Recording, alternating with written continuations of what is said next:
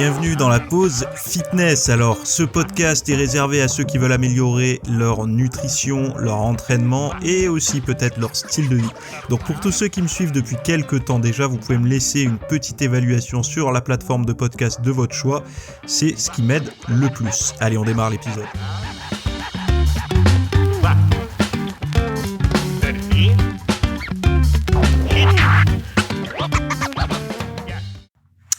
Et salut à tous, j'espère que vous avez passé de bonnes fêtes, donc bonne année et bonne santé à toutes et à tous. On va démarrer aujourd'hui avec des sujets en lien avec certaines choses que vous devez vivre actuellement. On va parler d'aspartame qui serait pas bon pour l'anxiété, on va parler de régime protéiné et d'inégalité face aux calories. C'est pour ça que le titre sur la vignette, vous avez dû le voir, c'est je mange une chips et je prends 1 kilo. Ou alors, je sais pas ce que je mettrais, mais un truc dans le style. Il y en a même qui disent quand ils voient le bol de chips, ils ont déjà pris du poids. Et c'est vrai que ça, c'est une inégalité qui commence à s'expliquer par diverses choses d'ailleurs, et on verra une des raisons de cette problématique. Alors, on va commencer avec le premier sujet. Alors, je parle pas trop de ce que j'ai pu faire moi cet hiver pendant les fêtes, mais j'espère que vous, en tout cas, ça s'est bien passé, que vous avez pu manger un peu ce qui vous a manqué ou ce qui vous manque le restant de l'année. Donc, pour certains du foie gras, pour d'autres, je sais pas, de la farce, de la bûche. Voilà, je sais pas ce qui vous manquait, mais j'espère que vous en avez bien profité. Je pense que pas mal d'entre vous va encore faire quelques repas festifs parce que famille recomposée, décomposée, éloignée, etc. Donc je pense que vous avez encore quelques week-ends, quelques soirées à tenir, à serrer un peu la vis le restant de la semaine, par exemple, pour justement moduler un petit peu ça.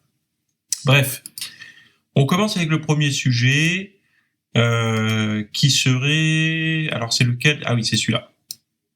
Alors, un régime riche en protéines pour lutter contre l'obésité. Donc c'est le titre qu'a donné la nutrition.fr de leur article. Alors c'est une mise à jour.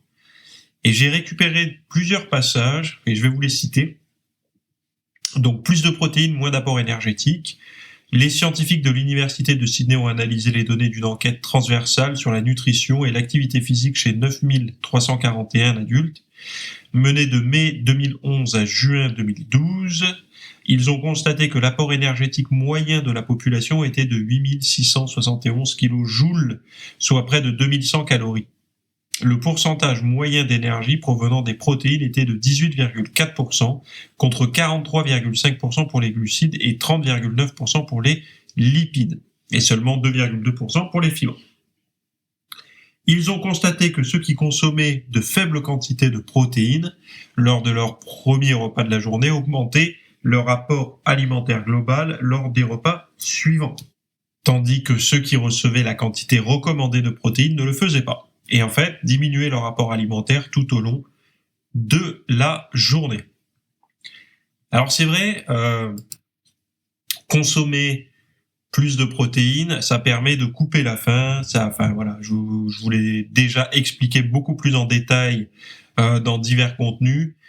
Les protéines sont souvent et très très souvent la part la plus maigre dans l'alimentation actuelle de l'individu normal.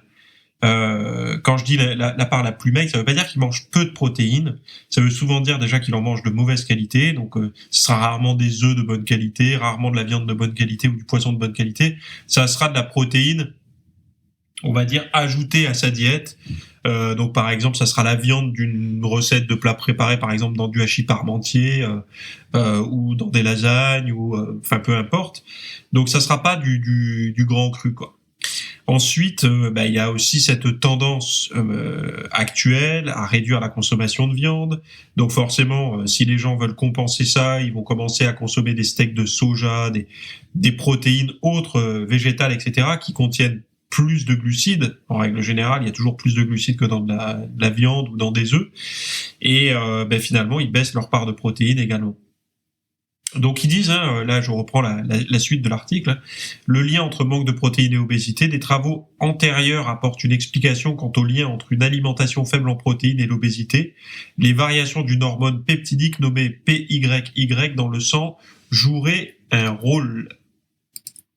Alors après, il faut faire attention avec les protéines, parce que si elles sont accompagnées de graisse, et notamment la viande grasse, moi c'est quelque chose que j'ai remarqué personnellement, je vous en ai déjà parlé, mais la viande grasse a tendance à plutôt ouvrir l'appétit, alors que la viande maigre a plutôt tendance à caler. Alors vous allez me dire c'est normal, à poids égal, puisque si on prend une viande qui a 20 ou 15% de matière grasse, c'est tout autant de masse maigre, de parties maigres en moins. Ce qui n'est pas faux. Mais là, je parle vraiment des quantités absorbées sont plus importantes. L'exemple concret, c'est le poulet. Prenez des escalopes de poulet, vous allez facilement manger une escalope de poulet, on va dire de 100-150 grammes facilement. Mais au-delà, quand c'est pas mariné, pas cuisiné et tout, ça reste un peu dans la bouche plus longtemps parce qu'il faut bien le mâcher, etc. Alors que prenez par exemple un poulet rôti, vous vous rendez compte que vous pouvez en manger des quantités assez facilement, des grosses quantités assez facilement. Et moi, j'ai remarqué que ça avait plutôt tendance à ouvrir l'appétit par la suite. Le canard également, qui est une viande comme ça grasse, vous vous rendez bien compte que vous pouvez en absorber des quantités beaucoup plus importantes parce que le goût est meilleur, parce que la texture est plus agréable en bouche, etc. Donc, faut faire attention aux viandes grasses parce qu'elles ont, certes, il y a des protéines, donc il y a certainement un effet coupe-faim, mais c'est contrecarré par un effet, on va dire, augmentation de l'appétit des graisses, quoi. Et encore une fois, les graisses, il faut pas vous dire les graisses augmentent l'appétit. Des graisses augmentent l'appétit. Moi, je commence à les cartographier un petit peu, mais pas toutes. Il y en a qui, au contraire, vont vous aider à vous couper la faim. Mais ça, j'en ai déjà parlé dans un autre contenu. Allez sur mon site, vous tapez coupe-faim, couper appétit, mais coupe-faim naturel, je pense que vous allez trouver facilement les contenus que j'ai fait là-dessus.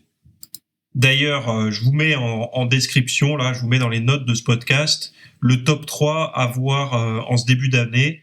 Donc, je vous cite, il y a perdre 2 à 5 kilos rapidement sans effet yo-yo.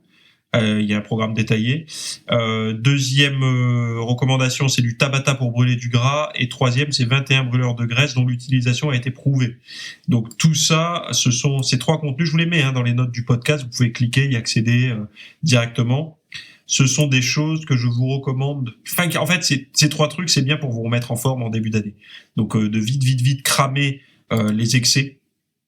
Et donc avec la perte de 2 à 5 kilos rapidement sans effet yo-yo. Donc ça, c'est vraiment un régime, ça va vraiment mettre un coup de fouet sur la perte de graisse. Et il y a la partie sportive également dans la deuxième recommandation, et les compléments alimentaires dans la troisième recommandation. Donc allez voir, je vous mets les liens. Allez, on passe à la suite. Certains sont meilleurs que d'autres pour récolter de l'énergie. Donc certains boyaux, ils disent, c'est une traduction anglais-français, donc ça vient de Science Daily. Quand ils disent certains, c'est les intestins. Donc en fait, je vous cite, de nouvelles recherches suggèrent qu'une partie de la population danoise possède une composition de microbiote intestinal qui, en moyenne, extrait plus d'énergie des aliments que le microbiote présent dans l'intestin de ses concitoyens. Ces recherches permettent de comprendre pourquoi certaines personnes prennent plus de poids que d'autres, même si elles ont la même alimentation. Donc je vous détaille un petit peu plus et après on en parle ensemble. Alors les résultats montrent qu'environ 40% des participants appartiennent à un groupe qui, en moyenne, extrait plus d'énergie de la nourriture que les 60% restants. Donc 40%, c'est pas encore, mais presque la moitié des gens qui tirent beaucoup de calories. Enfin, beaucoup d'énergie des calories consommées. Les chercheurs ont également observé que les personnes qui tiraient le plus d'énergie de leur alimentation pesaient en moyenne 10% de plus, soit 9 calories de plus, soit 9 kilos de plus. Alors il cite, nous avons peut-être trouvé une clé pour comprendre pourquoi certaines personnes prennent plus de poids que d'autres, même si elles ne mangent pas plus ou différemment. Mais cela doit faire l'objet de recherches plus approfondies, déclare le professeur Henrik Roger. Le fait que nos bactéries intestinales soient excellentes pour extraire de l'énergie des aliments est fondamentalement une bonne chose, car le métabolisme des aliments par les bactéries fournit de l'énergie supplémentaire sous la forme, par exemple, d'acides gras à chaîne courte. qui sont de molécules que notre corps peut utiliser comme carburant énergétique. Mais si nous consommons plus que nous brûlons, l'énergie supplémentaire fournie par les bactéries intestinales peut augmenter le risque d'obésité au fil du temps, et explique toujours la même personne. Donc, moi, ce que j'aime bien avec ça, c'est que ça explique un petit peu ce gros titre que je vous ai proposé, qui est je mange une chips et je prends 1 kilo. En gros, c'est vraiment lié. Imaginez-vous, mais moi, je vois ça d'un bon œil et d'un mauvais œil. C'est-à-dire, le mauvais œil, on peut voir sous 2 angles différents. Le mauvais œil, c'est de se dire, ok, ces personnes-là, et j'en fais partie, hein, je pense, même si à la longue, mon microbiote... Et je pense que pendant des années, on a pensé qu'on modifiait notre métabolisme. Vous savez, quand on disait, ouais, à force d'être au régime, à force de faire du sport, on modifie son métabolisme de base. Très certainement que c'est plus en augmentant sa masse musculaire, etc., qu'on modifie le métabolisme, et c'est normal. Enfin, ça s'explique. Mais je pense que l'autre partie, c'est le microbiote. Parce que quand on se met à manger différemment, on modifie la population bactérienne au niveau de son système digestif. Donc, si on a passé des années à consommer du pain blanc, des produits transformés à base de je sais pas trop quoi, enfin, peu importe, on va se retrouver à avoir un type de microbiote. Par contre, pourquoi ? Parce qu'on nourrit avec certaines, ouais, je vais pas dire caractéristiques, mais c'est un certain engrais qu'on propose qui fait pousser une certaine population. Voilà. Mais quand on se met au régime, eh ben, on vient le modifier. C'est une des explications pour lesquelles, quand vous vous mettez au régime et que vous n'avez pas l'habitude, par exemple, de manger des brocolis, des haricots verts, de la salade, etc., beaucoup de personnes vont dire « je ne les digère pas ». Pourquoi ils ne les digèrent pas ? Parce que ils se sont exposés trop rapidement à des doses trop importantes de ce type d'aliments. Et vu qu'ils en consommaient pas par le passé, ils sont pas équipés, digestivement parlant, pour ça. Donc c'est pour ça qu'il faut y aller progressivement. C'est pour ça qu'en règle générale, ces personnes-là, c'est pas la viande qui les dérange, c'est pas les féculents qui les dérangent, c'est toujours les végétaux, parce que c'est très souvent ce qui manque dans la diète des gens. Donc voilà, donc je sais pas pourquoi trop je m'attarde là-dessus, mais c'est pour vous montrer qu'il y a un rôle par rapport à ça. Donc quand une personne vous dit aujourd'hui j'arrive à rester mince parce que je pense que j'ai changé mon métabolisme, c'est oui, une des raisons, parce que la personne a pris du muscle, etc., mais également parce qu'elle a modifié son microbiote et qu'elle est capable de tirer suffisamment d'énergie de ce qu'elle consomme sous forme de végétaux et tout. Après, pour une personne qui tire plus d'énergie, comme ils disent là, eh ben ça peut être problématique si la personne mange de mauvaise qualité. C'est-à-dire des chips, effectivement, tous ces aliments qui sont des bombes caloriques, mieux vaut avoir un mauvais microbiote qui tire peu de choses, peu d'énergie. Donc en fait, à quantité égale, la personne ne va pas grossir, ou en tout cas peut grossir, qu'une personne qui est très bien armée pour tirer beaucoup de calories de ce qu'elle consomme. Alors évidemment, dans un monde moderne dans lequel on vit, avec des frigos, des placards, des réserves, des supermarchés, les gens perçoivent ceux qui absorbent trop de calories comme un handicap. Sauf que si demain, on est en temps de guerre, en temps de carence alimentaire, de difficulté à trouver de la bouffe, qui préféreriez-vous être ? La personne qui tire beaucoup de peu ou la personne qui tire rien de beaucoup ? Je pense que vous préféreriez être la personne qui, quand elle mange une chips, elle en tire plus de calories, parce qu'au moins, ça vous permet de survivre plus longtemps. Donc c'est certes, esthétiquement parlant, dans un mode de vie moderne, une problématique, parce qu'on grossit, mais par contre, ça devient quelque chose d'intéressant en période de carence. Donc, ces personnes-là, certainement qu'elles vont pouvoir se permettre de faire des diètes plus restrictives, et c'est pour ça qu'il faut vous dire une chose. Vous savez, quand on dit oui, lui il mange rien et il est obligé de peu manger pour garder la ligne. Mais en fait, parce que lui, quand il mange peu, donc lui, ça peut être moi par exemple, moi on me l'a souvent dit, mais peut-être que je tire beaucoup aussi de ce que je consomme. Donc ceux qui ont besoin de manger beaucoup pour tenir, vous savez, ces gens qui disent ah mais je tiens pas si je mange pas, ben c'est peut-être qu'en fait leur système digestif il est tellement pourri qu'ils arrivent pas à tirer de l'énergie de ce qu'ils consomment. Parce que on brûle pas tant de calories que ça, hein, il faut pas le croire. Hein. C'est juste qu'il y a des personnes qui doivent avoir des barrières intestinales tellement épaisses, tellement qui tirent que dalle en fait, qu'elles sont obligées de consommer pour espérer avoir un peu d'énergie. Alors certes, elles sont sèches, mais elles sont dépendantes de toutes les 2-3 heures de beaucoup de calories pour réussir à tenir, quoi, de boissons sucrées et compagnie. Et tôt ou tard, ça finira par payer de manière négative, pas positive. Enfin, je dis pas que c'est bien l'un ou l'autre. Je pense que pour quelqu'un qui n'a pas envie de faire de régime, mieux vaut être dans la catégorie de ceux qui peuvent manger ce qu'ils veulent, oui, évidemment, puisqu'il il a l'impression d'avoir la santé en mangeant n'importe quoi. Ce qui n'est pas vrai, hein. Mais bon, c'est ce qu'ils peuvent penser. À l'inverse, une personne peut être légèrement adipeuse tout en ayant une super bonne alimentation parce qu'elle tire énormément d'énergie de ce qu'elle consomme. En fait, c'est comme un bon moteur bien réglé, quoi. Il y a peu de pertes, beaucoup de produits, enfin il y a une grande efficacité, quoi. Après, le problème c'est que la personne stocke aussi plus facilement, quoi. Donc à elle de réguler correctement. Donc c'est pour ça, faites attention quand vous voyez des gens qui mangent peu et qui depuis longtemps et qui sont encore sur leurs deux jambes, peut-être qu'ils tirent plus d'énergie que vous de ce qu'ils consomment. Donc du coup, à poids de diète égale, eux, ils en tirent beaucoup plus d'énergie. Donc ils n'ont pas besoin de se gaver, par exemple, pour faire une prise de masse, ils augmentent un tout petit peu et leur corps peut fabriquer de la viande, quoi. Bon, sujet suivant. Il existerait un lien entre la consommation d'aspartame et l'anxiété. Alors, des scientifiques américains ont établi un lien entre l'édulcorant artificiel présent dans 5000 aliments et l'anxiété. Alors, c'est chez les souris, hein. Donc, l'effet anxiogène de l'aspartame, lorsqu'il est ingéré, l'aspartame est décomposé en acide aspartique, phénylalanine et méthanol, des composés qui peuvent tous présenter des effets puissants sur le système nerveux central. Par exemple, la phénylalanine, connue en tant que précurseur de neurotransmetteurs dérivés d'acides aminés. Les chercheurs ont donc voulu savoir quel serait l'impact d'une administration d'aspartame sur le comportement des souris et même sur l'expression de leurs gènes.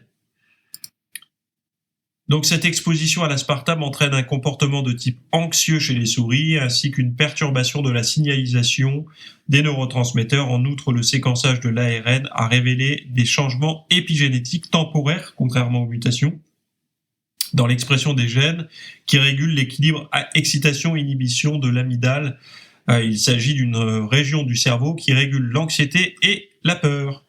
Donc l'aspartame, il faut savoir une chose, c'est que vous en trouvez à la fois dans les sodas zéro, etc., et dans beaucoup je le vois, hein, parce que vous postez, parfois vous m'envoyez des recommandations, des machins de produits et tout ça sur les réseaux ou par email. Souvent, vous me dites, est-ce que je peux consommer ça à la place de ça? Donc, par exemple, les confitures zéro, les pâtes à tartiner zéro et tout. Tous ces trucs-là, ça va être soit du sucralose, soit de l'aspartame. Dans certaines protéines en poudre également, il y a de l'aspartame. Si vous avez un terrain anxieux, etc., faites attention, essayez de virer. De toute façon, l'aspartame, ça fait plusieurs années maintenant qu'on sait qu'il y a un lien sur le système nerveux. Donc là, c'est démontré. Dites-vous une chose, c'est qu'en face, vous avez un rouleau compresseur qui s'appelle l'industrie agroalimentaire, qui fera rien pour que ça soit mis sur le devant de la scène, ce genre de choses. Pourquoi ? Parce qu'il y en a beaucoup qui gagnent de la thune avec de l'aspartame, hein, il faut pas être fou. Et ça se comprend. Mais c'est juste, ça se comprend qu'ils gagnent de la thune avec, puisque ça remplace le sucre et que les gens fuient le sucre. Faut juste se dire que, faites attention. Alors les doses, ils en parlaient, je sais plus où. Un équivalent lorsqu'ils ont commencé la limite alors 12 semaines. Alors l'équivalent, le test, là où ils ont vu chez les souris que ça rendait anxieux et tout, soit l'équivalent de 6 à 8 canettes de soda light par jour. Donc c'est quand même une dose assez élevée, mais bon, si vous consommez des protéines en poudre, des soda light dans la journée, Je sais que les soda light, c'est souvent consommé chez les gens au régime. Et moi, le premier, je vous garantis qu'un soda light, quand on est au régime, qu'on coupe sévèrement les glucides, ça permet quand même de couper la faim. Mais il y a une différence entre une canette de temps en temps, quand on a vraiment une vrille de goût sucré, et 6 à 8 canettes par jour, quoi. Mais, encore une fois, ça n'est pas que là-dessus que ça pose problème, les soda light. Il y a également sur le microbiote. Mais c'est surtout aller voir dans tous les produits que vous consommez qui n'ont pas de sucre, mais qui ont des substituts de sucre, si vous n'avez pas de l'aspartame. Parce que je sais qu'il y en a beaucoup qui carburent à tous ces trucs-là, tous ces édulcorants, donc faites gaffe, quoi. Surtout si vous avez un terrain anxieux en début d'année, ça peut être le cas pour beaucoup d'entre vous, donc voilà. Bon, je sais pas quelle résolution vous avez pris pour cette nouvelle année. Je pense que pour beaucoup d'entre vous, comme moi, c'est de maintenir un bon rythme de vie, une bonne hygiène de vie. Sachez une chose, c'est que moi, j'ai publié plusieurs contenus qui vous aideront à bien démarrer, notamment 21 brûleurs de graisse dont l'utilisation a été prouvée par la science. C'est-à-dire qu'il y a un gros rapport qui est sorti sur les brûleurs de graisse. Et pourquoi ? Parce que beaucoup de brûleurs de graisse qui se vendent dans le commerce, c'est de l'arnaque. Vous payez ça 30, 40, 50, 60 euros le flacon de pilules, de compléments alimentaires. Et finalement, à l'intérieur, c'est que du bullshit. Il y a que il y a rien qui fonctionne, ou peut-être un des ingrédients sur 10 qui fonctionne. Moi, je vous propose un PDF plus une vidéo, un cours en vidéo avec tous ceux qui fonctionnent. Il y en a 21. Et le but, c'est pas de vous dire ça fonctionne pour brûler du gras. Il y en a qui vont brûler du gras, il y en a qui réduisent l'appétit, il y en a qui réduisent l'absorption du sucre, etc. Et en fonction de vous pouvez utiliser ceux qu'il vous faut. C'est ça qu'il faut savoir. C'est pas forcément lesquels fonctionnent, c'est lesquels fonctionnent, mais comment ils fonctionnent. Plutôt pour la lipogénèse, plutôt pour la thermogénèse, etc. Donc allez voir, vous avez le lien dans les notes du podcast. Également, pour ceux qui ont envie de se remettre à brûler du gras par le sport, en plus de la muscu, du renfort, vous pouvez faire du Tabata. Donc, je sais pas si vous connaissez le Tabata, mais moi, je vous en ai proposé un programme, donc Tabata pour brûler du gras. C'est le titre. Vous avez le lien également dans les notes, là. C'est un programme que vous pouvez faire à la maison. Pas forcément obligé d'avoir une salle de sport à disposition. Donc, il y a 8 semaines de protocole à faire. Il y a un programme hormones, perte de graisse homme-femme, un programme endurance, perte de graisse pour les hommes et les femmes, un programme force, perte de graisse hommes et femmes. Vous avez tout, le cours en vidéo, programme PDF, tout ça. Enfin, voilà. Vous avez ça dans les notes, encore une fois. Ça s'appelle Tabata pour brûler du gras. Et le troisième, c'est le régime pour perdre 2 à 5 kilos rapidement. Mais là, alors, c'est un régime violent. C'est-à-dire que c'est un régime où vous posez votre cerveau et tout ça pendant les 3 premiers jours, avec une phase d'attaque assez sévère. C'est pareil, c'est basé sur la science. C'est encore une fois, c'est un rapport scientifique de régime hardcore, également basé sur le régime que moi je fais chaque année, soit pour me nettoyer des fêtes, soit pour préparer les fêtes, soit entre deux. Et là, en cumulant ces 3 recommandations, donc le programme Tabata, les 21 brûleurs de graisse dont l'utilisation a été prouvée, et ce régime express de 2 à 5 kilos, logiquement, fin janvier, c'est bon, c'est torché, quoi. Vous avez la ligne, elle est revenue, enfin, il n'y a plus de problème. Mais c'est juste que pour les retardataires, ceux qui n'ont pas réussi à se mettre en accord pendant les fêtes avec leur diète et tout, là, vous avez peut-être besoin d'un coup de starter, donc j'ai pensé à vous, vous l'avez. Allez voir tout ça dans les notes, sinon on se retrouve très rapidement pour un nouveau contenu, et encore une fois, très bonne année à toutes et à tous. Bye bye. Merci d'avoir écouté cet épisode. Alors, avant de partir, j'avais juste quelque chose à vous partager. C'est vrai que vous avez peut-être des temps morts à meubler, que ce soit des temps de trajet dans les transports en commun, du cardio un petit peu long sur un tapis de course, ou alors tout simplement envie de remplacer les programmes que vous avez la soirée pour de l'apprentissage. Vous êtes peut-être adepte des émissions, des documentaires, des reportages, etc. Sauf que dans le monde de la musculation, de la nutrition, nutrition, du développement, d'un mode de vie sain, etc. C'est un peu maigre en contenu dans les médias grand public. Et donc, ce que je vous propose, moi, personnellement, c'est d'aller faire un tour dans la bibliothèque alors, c'est un Netflix version fitness privée qui vous coûtera moins cher qu'un lavage auto au rouleau par mois.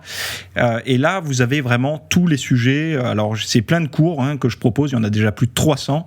Ce sont sur le sommeil, sur les hormones, sur la nutrition. Donc, ça peut être pourquoi on a faim, pourquoi on n'arrive pas à tenir un régime, comment faire, quelles sont les solutions, mais aussi d'anatomie pour l'entraînement, des programmes d'entraînement. Donc, tout ce qui est lié à la perte de graisse, si vous avez du gras sur le bas du ventre depuis des années, ou alors si vous avez du mal à prendre de la masse musculaire, tous ces sujets du plus connu, entre guillemets, du plus recherché au plus pointu, tous ces sujets sont largement abordés dans cet espace VIP.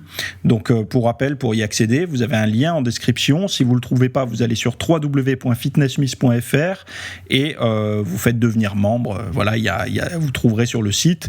Et vous accédez à ce contenu caché que vous pourrez écouter partout. Voilà, je vous laisse ici. Très bonne fin de journée à tous.